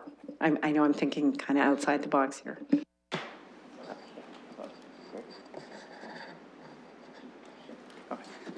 Through the chair. The family center model is also generally predicated on the school staying open because there's services related to families, and in these instances, usually the children aren't there, or they're in the numbers that they were. But certainly, in looking at these partnerships, we would look for those opportunities for something supplementary where they could stay open. And if I could supplement that, I think that the point is really well taken. There's the process leading up to the declaration of a school becoming surplus, and that's where that opportunity that's been raised by the councillor I think comes to bear, where there's an opportunity for the school board to speak to potential partners to keep the school operating with those partners maybe taking up some of the surplus or additional school space that they don't need. But once, what this report and initiative focuses on is once the school is declared surplus. And I think that notion of hollowing out of communities is a real consideration. And so we've seen that with respect to Parkland. I think that's a good example. for example, the Lornav school situation, where within an area defined by some really major streets, there really was inadequate park space, and the school playground was serving as a surrogate for that park space. And so removing the school with that playground would have been a real problem. And that's where council dove in and said, we want to, there's a public need here. So that's a good example of what we're trying to achieve here, and a good example of how we can retain a community asset that's really important for the health of the neighborhood. Councillor Hopkins. And thank you, Mr. Chair, because I just want to follow up on Councillor Cassidy's comments. And I heard from staff that those decisions are usually done before they're declared surplus. And I was just visiting Toronto, my old high school, which is being divided into 2 schools now, as well as a community center. And I felt that was a great opportunity for the boards to come together and partnership, just like Councillor Cassidy was mentioning, which is also a great idea. And too bad there's no one from the board here to hear this. Councillor Van Holst. Thank you. And if I didn't say it, of course, the report and the recommendation makes a tremendous amount of sense. This is a great idea. It's good we're doing it. Of course, it brings up a very interesting topic, and that's why there's so many questions. Perhaps you just comment on the nature of the parks we create, because I know that what happens is the schoolyard is often in part of a subdivision. So if all we want is a park and the rest of the property is used, then it's usually a path that goes into sort of a landlocked or the park is in the middle of a subdivision. I see that kind of has to happen. Do you have any comments to that? I hope you understood my question. Well, I think it's interesting that with a target of 45% infill intensification that this council has set, there needs to be new ways of thinking about how we service growth in population through different types of park spaces. And they've got to be in existing areas. And so that's really challenging. So what I find interesting about this is that something that's a bit of a crisis for a neighborhood, perhaps when the school closes, creates a bit of an opportunity to service that neighborhood by way of park space. And the same goes for affordable housing. You know, it's in some ways creating an opportunity that's very difficult to cobble together land often within neighborhoods in existing built-up areas. And the disposal of a school site offers a substantial land area that can accommodate that kind of affordable housing. So we had another, I think, pretty successful example recently where that Sherwood Forest, and I was involved in, at least from the sidelines to some degree, in the ARC process relating to Sherwood Forest Public School, and it was seen as a crisis by the community. What's resulted is not constructed yet, but council did get involved in that, and as a result, acquired the site, has carved out a portion for an urban type of park, and a lot of these will be urban scale type of parks as opposed to large playing fields. The other portion of the site I wouldn't describe as affordable housing, but within the context of a very low density neighborhood is provided a higher density form of housing, allowing for aging in place and people remaining in the neighborhood. And all the while bringing in the private sector to develop that portion of the block. And all the while, in fact, through the sale of that portion, doubling the money of the municipality relative to what they acquired the entire block for. So I was able to get the park, a high quality intensification project, and some revenue out of it as well. Councillor Van Holst. If I can, maybe one final question. So of the uses that we've got here, we're not really looking at uses for economic development. I mean, they may be outside of what the city would do. We'd look for somebody else to do that. But do you see opportunities for that kind of thing happening in those school places? There are opportunities for that as well. Of course, that's a concern we have in the city. Through the chair. So the intention is for these to be municipal uses, but if it's determined that not all of the land is required for those public uses to replace the generally considered public use of a school, the portions that would be sold, whether it could be for housing like in Sherwood Forest or else for economic development sorts of, any other use, but it could be sold for something that could generate economic opportunities. But the acquisition by the city would require that be for a municipal use, which is in accordance with our real estate policies as I understand them. Thank you. Councilor Helmer? So I support circulating the draft policy. I think it's going to be helpful. I expect that the Urban League will circulate this sort of draft to the various constituency or community associations. I know that the ones who've had school closures happen in their areas are going to have lots of opinions about the policy, having gone through the process themselves. And I think bringing some clarity to it would be helpful. I think it clarifies expectations from folks in the community. I think it also lets them know what kind of levers there are and when it comes to the decision about closing a particular school or schools, gives them a kind of pathway forward. So I think it's going to be helpful. I do think we need to be open to the feedback that comes, because I think there'll be some pretty specific feedback on the policy. And I'm not sure it's hitting all the right spots. It's also only part of the problem, and it's one thing when you're dealing with evaluating sites that have closed. Obviously, the bigger picture problem is avoiding the closure of the school in the first place, and that I think is a more difficult problem. And it's something where I think the work needs to be done way in advance of when there's a pupil accommodation review. And we really need to start thinking about, is this on a track where it might end up in a pupil accommodation review? Because the way the city can respond and help is something that is very slow. It's not something you can hit a button and all of a sudden more toddlers show up in a neighborhood, right? That's a very slow process. And even when it comes to the creation of new housing, that's a slow process. And so we have to have some way of like an early warning system to say, okay, this is headed this way. What kind of planning approaches are we gonna take to try and avoid the continued closure of core area schools and the continued building of schools on the periphery?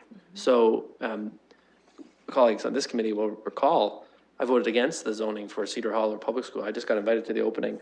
I'm not sure if they remember that I voted against the zoning. But that is right on the edge of the urban growth boundary. It's 9 kilometers from here. It is shorter to walk to Arva than it is to get to Cedar Hall or public school. And that is really on the edge. And I think we need to start looking at what's happening in terms of the demographics and the housing far in advance of when we'll be getting into the pupil accommodation reviews. And I don't know how to do that yet, but I think that's the piece that we as the city and the school boards need to be getting much better at. There's a concept, and I heard about it at the Ontario Good Roads Conference, about housing affordability, and they look at the number of spare bedrooms that are available across Canada. And they have a regional analysis that breaks it down in very small regional units. I think there's something like 50,000 of them across Canada, 9,000 of them in the GTA. And they can do it for any municipality. And in the GTA, the number is something like 2 million spare bedrooms, right? Housing that's not occupied by people. People are not living in those bedrooms. They're just extra. And that's 17 years of construction, new construction, that's sitting there. And it's mostly owned by older people. So it's people who are 65 to 75 who are owning these housing units. And one of the points this fellow was making, who's presenting the analysis, was they're looking for smaller housing that's more affordable. So that kind of missing mid-rise, not an apartment unit in a high rise, but something in the middle, a street townhouse or something like that. And the fact that that's not there is forcing people to hold on to their extra units. And when they hold on to the extra units, the price goes up because there's not many of them available. So that causes some affordability problems. Also, they're not available for younger families who need the bedrooms. And so you get this tipping point where there's people holding on to the spare bedrooms and they're kind of not available for people to live in those areas and go to the schools that are there. And they're kind of aging the school shut. But at a certain point, that's going to tip the other way. And people will have to move out. They won't be able to maintain the housing that they're in for health reasons or for economic reasons. They will move out and then there won't be schools.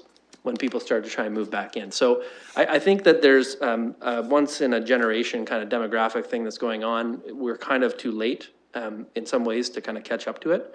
But if you look at the density of toddlers, for example, from the 2016 census, you know, one of the flashpoints that comes out in the heat map is right around Lorne Avenue Public School. It has one of the highest densities of toddlers anywhere in the city of London. And it's the dissemination areas that are like immediately beside where the school was. Right? So, you know, I think it's a very frustrating problem. This part is just one little piece. And I hope when we're communicating to people, we communicate to them, you know, we know that the bigger problem is the closure of the schools. This is what we would want to do when we get the schools' sites are being closed. This is that part only. And we'd like your feedback on that, but we recognize that there's a bigger picture problem here as well. Thank you, Councillor Helmer. Actually, my comments were going to be very similar along those lines, and a question about it. Ultimately, that same demographic change that might occur in a neighborhood as a neighborhood starts to age out, and then you start to see that waning of school pupils, which then necessitates the closure of a school, and then the neighborhood regenerates, and you start to see introduction of children again.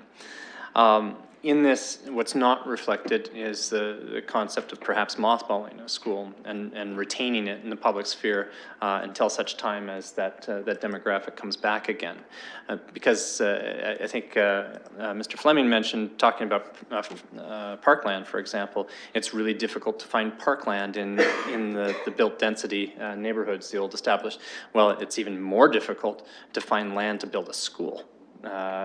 Later on, so in Old South and Old East and in Old North, to try once that if we're looking at exactly as mentioned intensification targets of 45%, then we're going to start to see more intensification within our established neighborhoods, and therefore more families, and therefore another need for schools. But we don't have the land to be able to do it, and so we're going to have to ship them out by bus to Cedar Hollow. So I wonder if there's an opportunity in this to explore if there's a way for a temporary, and by temporary 10 to 15 years adaptive reuse and being able to reclaim that building in the public interest.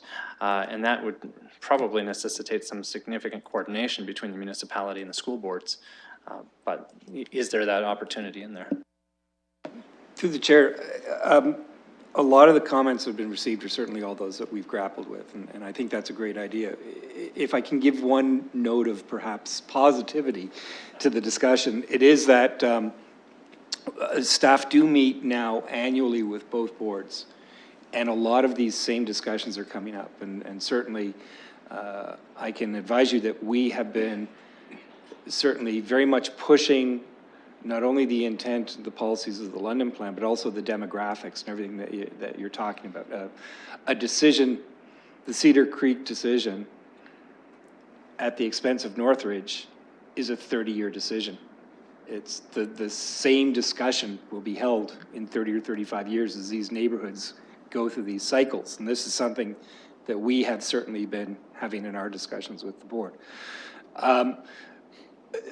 The problem that we face, and I use the collective we, is the boards are driven by a funding model that drives them to these types of decisions. And so it's beyond the city's control, but it's not beyond the city's control in that you as councillors have the opportunity to speak to the province and talk about these things. They're running across purposes. You have another ministry, which is the ministry that we sort of live and breathe by, and that's the Ministry of Municipal Affairs, the Minister of Housing.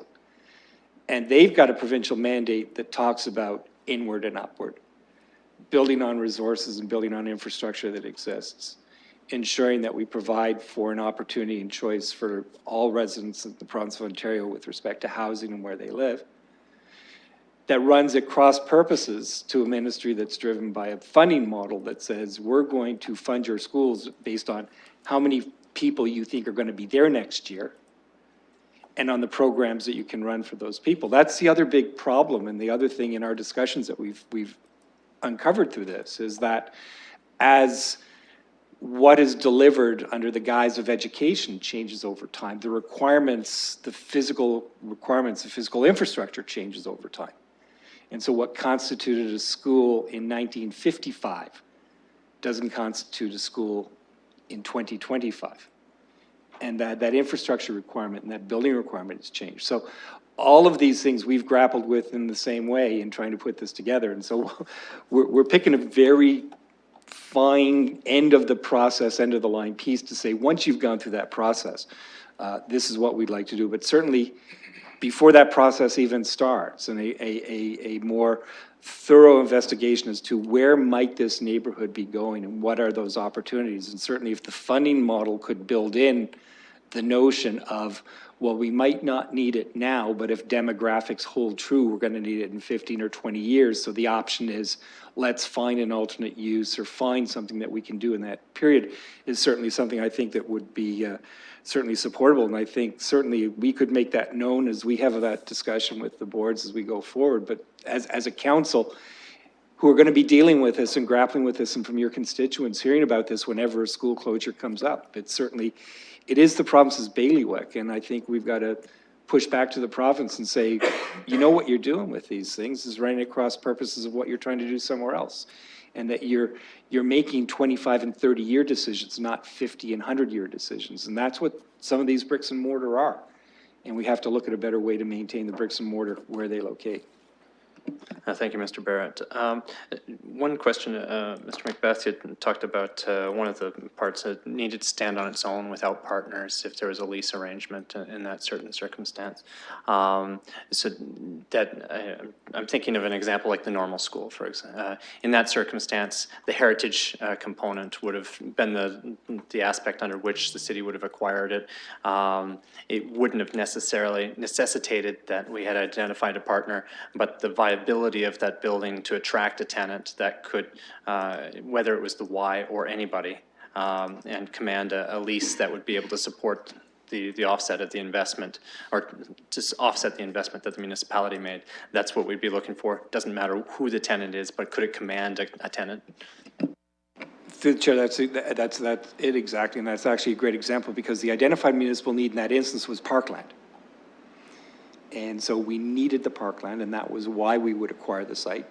The issue was that it had a significant heritage structure on it, and the province was not interested in separating the site. It was an all or nothing type deal. So the identified municipal need was parkland. There was also the identified municipal need and desire that significant heritage asset be retained. And so it was for that reason that we got the parkland, but also had the very active search. And we actually went to the province and asked them to change their whole process to allow us the time to go through that active search to find a partner to take the asset that we as a city didn't require to meet a municipal need, but certainly an asset that we required to meet a municipal purpose greater, which was the preservation of that asset for the community. Okay, thank you. Oh, geez, I sparked a couple more questions. One more point before I cede the mic is a question with respect to. See, now you threw me off. Like Councillor Hopkins and then Councillor Cassidy. Thank you, Mr. Chair. I've really appreciated the conversation and staff's responses as well. It's got me thinking, are we looking at churches and a strategy there as we look at empty church in our communities?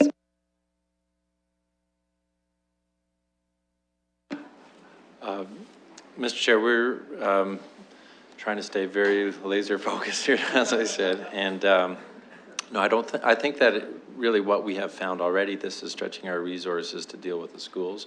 To now be looking at other institutional uses isn't something that we had anticipated or would be recommending. I think also with that, the challenge of we're not the first stakeholder to be sought interest of, whereas we are in the school boards, I believe, right? And that being said, Mr. Chair, I think that there's a difference between acquiring the school and doing something, or sorry, a church and doing something with it, and supporting zoning for the adaptive reuse and trying to facilitate and support the way that we have been. We also have incentives in some locations if it's a heritage structure, for example. So there's tools that council has put in place that can help repurposing of some of those facilities. Councillor Cassidy. Thank you, Mr. Chair. Through you, it's something that Mr. Barrett mentioned, that got me thinking. So through you, Mr. Barrett, you spoke about different ministries working at cross purposes.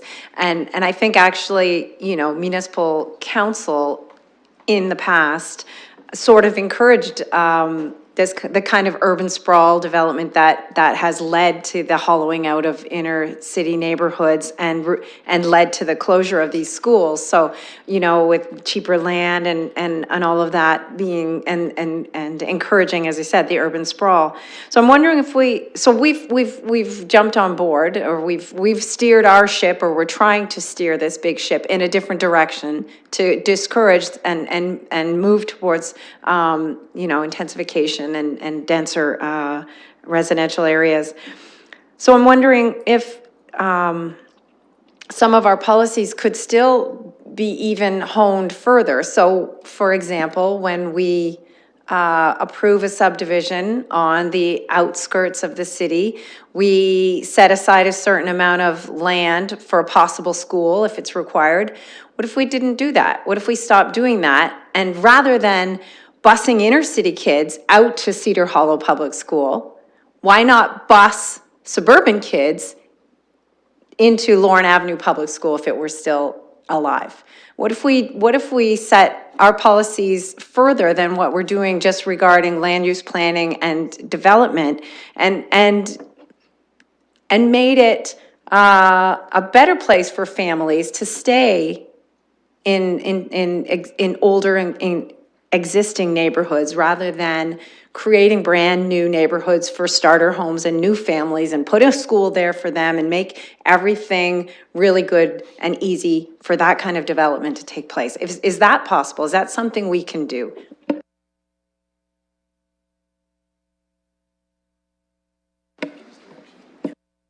Through the chair, I mean, certainly that's something, again, we could bring up, and I think if the clerk's captured a lot of these issues and concerns, we can certainly, when we do the consultation on this, we can certainly advise the boards as we're having those discussions that this policy raised a lot of these other types of concerns about how the planning was done and how the allocation and the identification of potential school sites in the future was raised. Certainly something we could bring to their attention. I would also, again, caution you that there are, under the Planning Act, the notion that through the plan of subdivision, consideration and identification of potential school sites is something that actually is required to be examined through the subdivision process. So again, we have to work with our partners at the ministry level and at the board level, advise them of the issues and the concerns that you have and that you've raised, as well as ensuring, again, going back to the first principles of the land use planning, but that we do provide for overall the appropriate range of uses, forms of housing, and the facilities and the services that go with that when we're looking at the planning all over the city. But certainly these issues and concerns we can summarize in our discussions. I remember what I was going to say before. It's with respect to the circulation of the stakeholders. At the pre-PEC planning meeting, we discussed a little bit about who might also be interested. Councillor Helmer talked about how there certainly would be some interest from the community potentially. And I think in this, what's proposed here seeks to create clarity for the municipality and to really limit the circumstances under which the city would explore the acquisition of those sites, and almost to be able to get ahead of the lack of policy, or the ambiguity that we had on school sites before, wherever those become of broad community interest. And there's advocacy for retention of that in some other form. This says this is where the city lands, and this is the criteria under which those would be sought for preservation. But obviously, because of the amount of interest that there has been in other sites, such as Lorne Ave, for example, that's going to spark a fair amount of community interest, and from stakeholders under which they may seek partnerships with the city.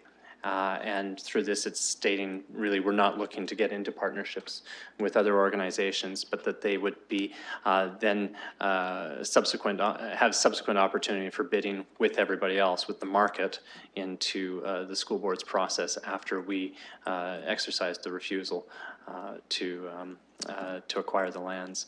So, so I think beyond the circulation notice that's listed here, I think something like pillar nonprofit would be an important one, and perhaps some of the commercial entities that and development entities that might need to know that the city is not going to get involved or is not proposing to get involved in those types of acquisitions at this time.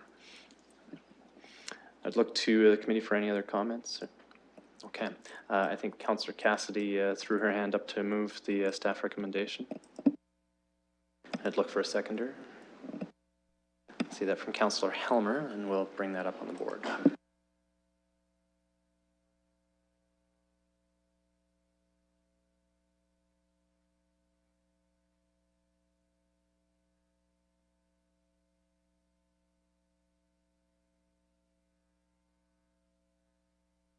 Closing the vote, the motion carries 5-0. Thank you, and I'd look to the committee for any deferred matters or additional business. And correction on the vote was 4-0. And seeing none, I will take a motion to adjourn. Moved by Councillor Cassidy, seconded by Councillor Hopkins. All in favor? Seeing none opposed, we are adjourned. Thank you all. Have a good evening.